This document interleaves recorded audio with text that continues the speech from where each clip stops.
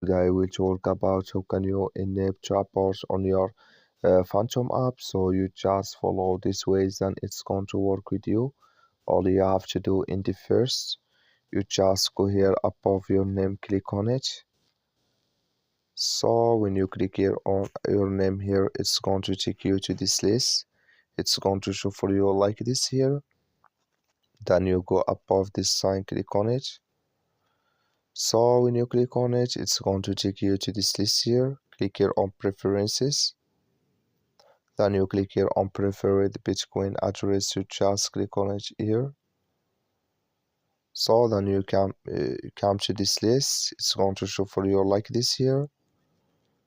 So then here you come to Taproot here. Click in this sign. Like you see this color show for us here. That's mean sorry. Like you see this color show for us. That's mean it's enabled with us now. So thank you for watching. Don't forget to support us by liking and subscribe.